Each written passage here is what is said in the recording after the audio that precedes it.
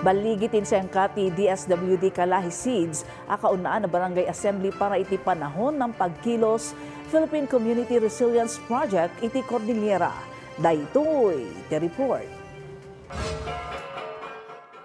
Maragsakan ni Barangay Resilience Team wenno Breast member Dr. Rodolfo Buday iti Barangay Poblasyon Kalanasan Apayaw iti aduan na sursuro na iti First Barangay Assembly para iti panahon ng Pagkilos Philippine Community Resilience Project nga isengkat ti DSWD KALAHI-CIDSS iti lugar na. Daytoy ket gapumuten iti nasayat a panakilawlawag iti proyekto a maawatan iti amin nang runa ta nausar ti sao nga Ilocano.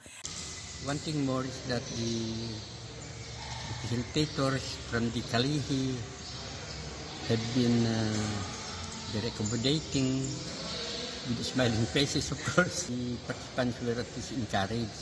And then they explained the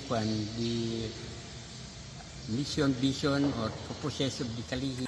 Appresyaran namat lang iti parakadengeg kadagiti kapanunutan da.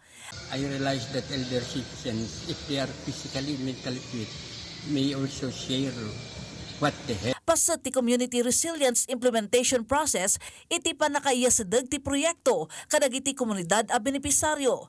Nayam amupay kadagiti residente iti panggap ti nasawa proyekto na ipakaawat kadakwada karaman iti tarigagay daytoy ken naamuan no kasanuda nga agbaling na aktibo iti programa kanda dumapay. Bayat ti assembly na ikan gundaway matlaang ti community members apilyan dagiti Barangay Resilience Team wenno Breast at tumulong iti parangidaulo kadagiti aktibidad iti masakupan da a barangay.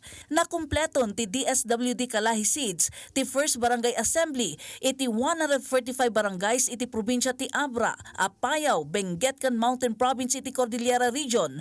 Manipo June 14 aging ka July 20 ita atawan. Sigun kini Yvonne Gracious Eligado, Project Development Officer, kalpasan ti Barangay Assemblies, kadagos anay saruno iti disaster risk reduction and climate change adaptation activities. Maadan matlang iti participatory risk and vulnerability assessment.